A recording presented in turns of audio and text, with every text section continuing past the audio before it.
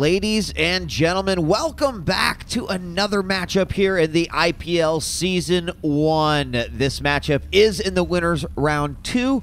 It is the best of 8 from the winners, and it features a Zerg versus a Terran. We've got Root CatZ taking on VT Spades. It is a best of 3, and we're going to start things off here on Xel'Naga Caverns. Let's introduce our players and check out their positions.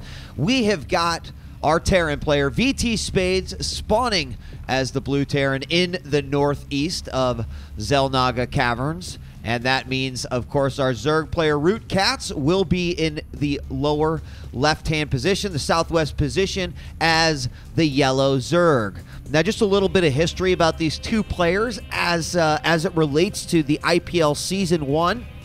Root CatZ made it here by defeating djWHEAT in another best of 3, and I do highly recommend those games. Now, Root CatZ is an unorthodox Zerg.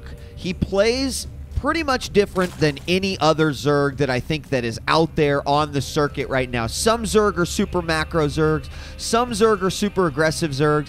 CatZ has this ability to really mix them all together and just do anything that he really wants to, and I know we've been looking at that hatchery for a long time.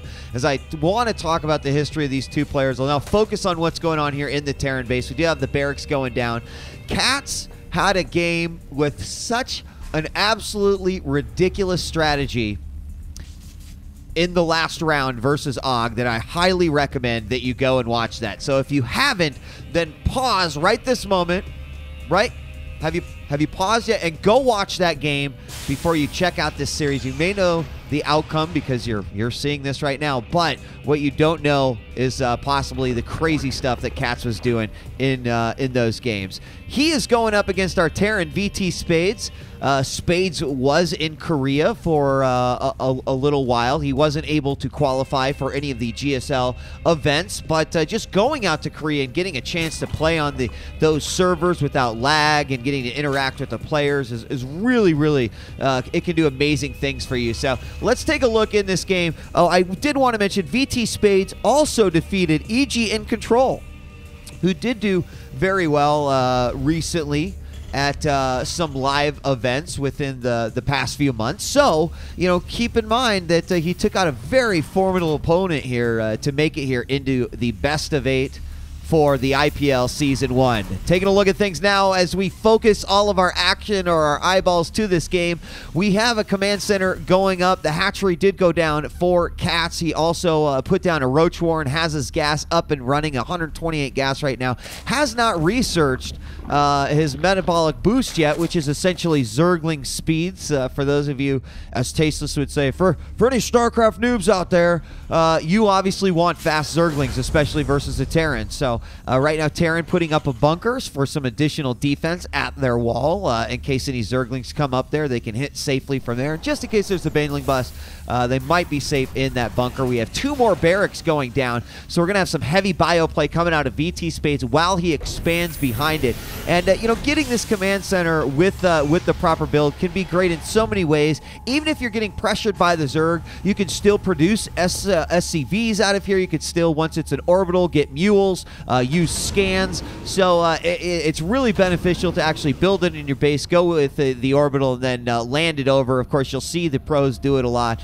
And unless you know for absolute you are in the lead, a lot of times you'll see players not build at the actual location where it might happen. Later on in the late game when there's an army and, you know, a lot of times at the gold, you'll just see maybe a command center go up right there. But a lot of times it depends on the control. So we do have some roaches from CatZ making their way up right now. We got about 5 roaches incoming here to the ramp. Now, roaches actually can do really good in a situation like this because of where the bunker is. He's just going to poke up there and come back. Now, if he had any sort of vision at all, and it looks like he's going to go directly for the bunker. Now, the SCVs are going to repair.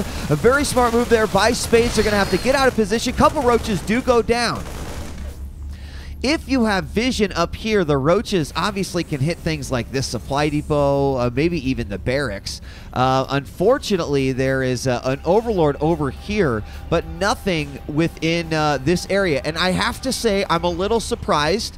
A lot of times we do see overlords scouting, say, you can see that he's just basically covering his base, and every Zerg plays a little bit differently. But this overlord could have been, say, right over here where you're going to float it into your opponent's base later on. And then he could have said, well, hell, if I have vision up here, I can do some serious damage. So floating it to right here would help and allow him to take something out like that. But he's just going to have a light roach contain. Now, remember what I was talking about earlier with the orbital command. Here you see in practice exactly what I was talking about. The Zerg is outside. Hold on, the Terran looks like they might want to push. Is it concussive shells done? No, it is not done yet. And is it researching? It's not. So mostly marine upgrades with stim and combat shield going up. Of course, stim is huge on Marauders too, so shame on me. But you do see the orbital up. It's inside the base, and he doesn't need to expand yet. He'll be able to transfer over a lot of these SCVs, but the Terran's going to move out because he has to expand. At some point, we're going to see the Zerg taking a third base, so this is a smart move. He's got to apply some pressure. One roach will easily get him taken out, and stim is not yet complete, so this is going to be somewhat of an uphill battle here, but there's just simply not enough roaches, and really Spades can thank his Marauder count for that. Marauders, of course, doing a ton of damage versus armored, almost double what they typically do. So, getting out a few extra Marauders and then pushing against a bunch of roaches was really a smart thing to do. Of course, we don't have a Baneling nest up. We just have that single gas right now. I take that back. We had a Baneling nest right there. So I guess I was going to say, well, he could have attacked with those Banelings, maybe done a little bit more damage to the Marines, Lynx, and then roaches sort of cleaning up on the Marauders. Now, shame on me for not actually seeing if the scan caught the Banelings. We do go down and look at vision, and I do believe that he at least caught the Baneling nest, so he's going to know very much that that is there. Now, we could have a possible attack here. There are no bunkers here at the front, which is going to mean that the Zerg is going to get a pretty decent attack here. More Banelings coming into play, and we've got a lot more on the way. I know there were some. There we go. So some slow Banelings coming up. Now, does he know about this? Marine is going to move forward. Oh, Marine sees a lot of Zerglings, but he does not see the Banelings. He is going to be out. However, get ready for this attack. We're going to see a nice spread here with the Marauders up front. They can be meat shields for these Banelings. Obviously, the Marines are going to be the targets, and here come the Banelings, and a lot of them too. Zerglings coming in from the other side, and we're going to take out a wall of Marauders. Let the Zerglings do the rest. Banelings trying to get in. They will take. Oh, they do get a few Marines there, but a great split by Spades. There is nothing more on the way. And if I could be critical on any player in that particular battle, I have to be critical of CatZ.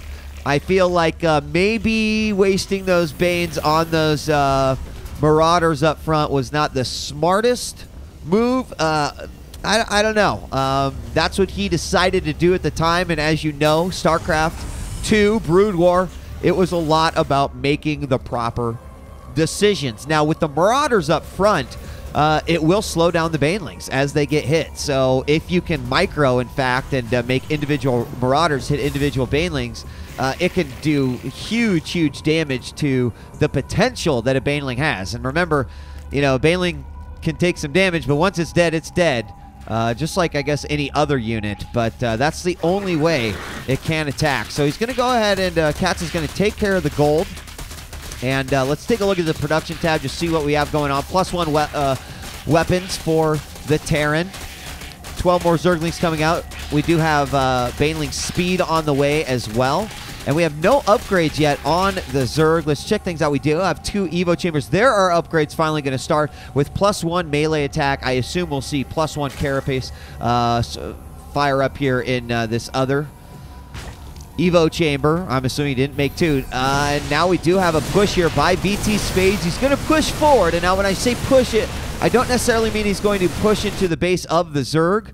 What I do mean is that he is going to push forward, because really what the Terran wants to do is they want to draw a line. Hold on, we could have an attack coming in here. A bunch of Zerglings are going to move up. We will get a stim forced out of the Terran player by those Zerglings, so that worked out really well. Not a whole lot of energy on these medevacs. In fact, look, they're in the low single digits, so that means we will have some hurt units here. They won't be able to mass a bunch of energy as well. And we've got a lot of Banelings. Now, what I think is going to happen here is CatZ is probably going to wait for his Baneling speed to finish and then go for an attack here, because what he doesn't want to have happen is he doesn't want a planetary fortress to build right here. And essentially, it's going to be much harder for the Zerg to fight into. However, this gold did just go up, and hold on, Banelings could be getting into position right here, and he's going to go ahead and attack. Oh my god, just as the siege tanks move up, Banelings are going to take a huge hit. We do have several Marines going down, but there are not enough Zerglings there, and the siege tanks took 0 damage. The planetary was also up. Now here's the problem with what just happened, is because CatZ put his gold up, the Terran could counterattack. In fact, expect possibly a scan right here by the Terran to see, is this an opportunity? He just threw away a lot of units.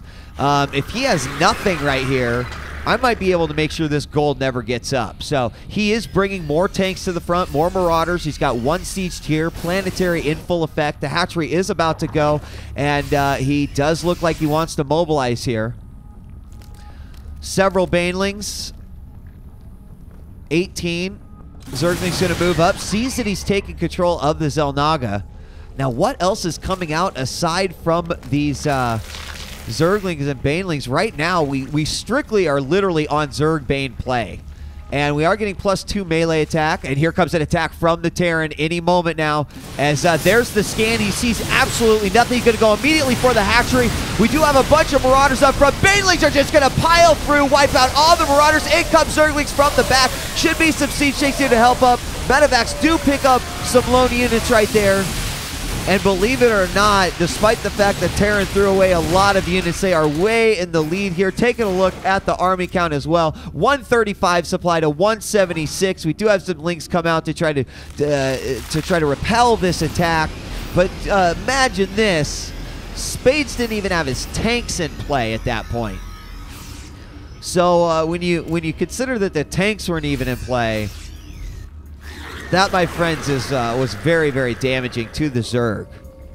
And these are throwaway units. The whole idea is to spend cheap units and continuously throw. Here we got another attack from Spades coming in yet again. Banelings will get taken out. A few Marines, they are given away to the Baneling gods, and so much stays alive. The siege tanks are out, and there it is, the GG, as Root CatZ falls in game number 1 to VT Spades, and that means that we move on to game number 2 here for IPL Season 1 Best of 8. I'm djWHEAT. See ya in game number 2.